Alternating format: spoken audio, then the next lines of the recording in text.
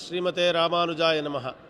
ನಿಮ್ಮ ಪ್ರಶ್ನೆ ಏನು ಅಂತಂದರೆ, ಯಾರೋ ಒಬ್ಬರು ದೇವಸ್ಥಾನದಲ್ಲಿ ಅಥವಾ ಮನೆಯಲ್ಲೋ ಅಥವಾ ಇನ್ನೊಂದು ಜಾಗದಲ್ಲೋ ಶತ್ರು ಸಂಹಾರ ಯಾಗ ಅಂತ ಹೇಳಿ ಯಾವುದೋ ನನಗಾಗದಂತಹ ಶತ್ರುವಿನ ಹೆಸರನ್ನು ಇಟ್ಟು ಶತ್ರು ಸಂಹಾರವಾಗಲಿ ಅಂತ ಯಾಗವನ್ನು ಮಾಡಿದ್ರೆ, ಹೋಮವನ್ನು ಮಾಡಿದ್ರೆ ಅವರು ನಿಜವಾಗಿಯೂ ಶತ್ರುಗಳು ಸಂಹಾರ ಆಗ್ಬಿಡ್ತಾರ ಅನ್ನೋದು ಪ್ರಶ್ನೆ.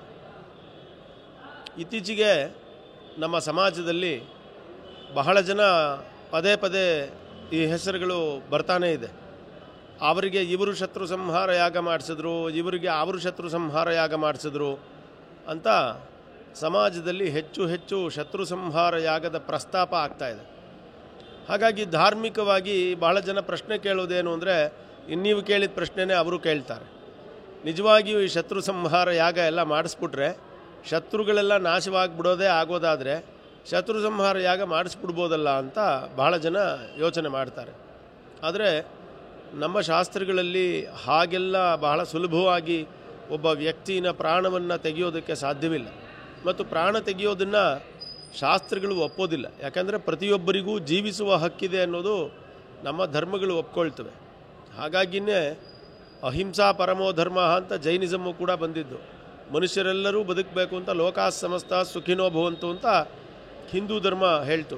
ಮಾ ಕಶ್ಚಿತ್ ದುಃಖ ಭಾಗ್ ಭವೇತ್, ಒಬ್ಬರಿಗೂ ದುಃಖ ಆಗದೇ ಇರಲಿ ಅಂತ ಅಂತು. ಹಾಗಿದ್ದಾಗ ಯಾರೋ ಒಬ್ಬರು ಇನ್ನೊಬ್ಬರನ್ನ ಶತ್ರು ಅಂತ ತೀರ್ಮಾನ ಮಾಡಿ ಅವರ ಮೇಲೆ ಶತ್ರು ಸಂಹಾರ ಯಾಗ ಮಾಡಿದ ತಕ್ಷಣ ಅವರು ಮರಣಕ್ಕೆ ಈಡಾಗ್ಬಿಡ್ತಾರೆ, ಅವರು ಸತ್ತೋಗ್ಬಿಡ್ತಾರೆ ಅನ್ನೋದು ಸರಿಯಲ್ಲ. ಹಾಗೆಲ್ಲ ಆಗೋದಿಲ್ಲ. ಆ ಹೋಮಗಳಿಗೆ ಯಾಗಗಳಿಗೆ ಫಲ ಇದೆ, ಇಲ್ಲ ಅಂತಲ್ಲ. ಅದು ಮರಣ ಸಮಾನ ದುಃಖ ಅಂತಾಗುತ್ತೆ. ಕೆಲವೊಮ್ಮೆ ರೋಗಗಳು ಬರ್ಬೋದು, ಅವಮಾನ ಆಗ್ಬೋದು, ಅಥವಾ ಹಣಕಾಸಿನ ತೊಂದರೆಗಳು ಉಂಟಾಗ್ಬೋದು. ಆದರೆ ಪ್ರಾಣವೇ ಹೋಗುತ್ತೆ ಅನ್ನೋದೇನು ಹೇಳಿಲ್ಲ.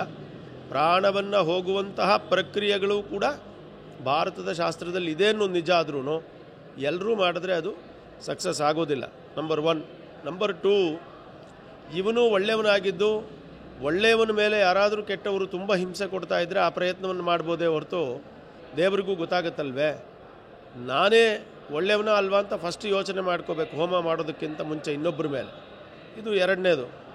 ಇನ್ನು 3ನೇದು, ಈ ಶತ್ರು ಸಂಹಾರ ಅಂತಂದರೆ ಶತ್ರುವಿನ ಪ್ರಾಣವನ್ನು ತೆಗೆಯೋದು ಅಂತಲ್ಲ.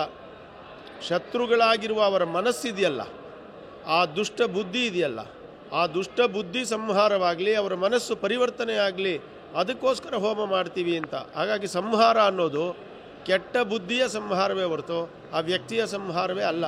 ಹೀಗೆ ಈ 3 ಥರ ನಾವು ಅರ್ಥ ಮಾಡಿಕೊಂಡ್ರೆ ಆಗ ಶತ್ರು ಸಂಹಾರ ಯಾಗ ಮಾಡ್ತಾ ಇರೋದು ಯಾಕೆ, ಮಾಡಿದ್ದು ಫಲಕಾರಿ ಅಂತ ಅರ್ಥ ಮಾಡ್ಕೋಬೋದು.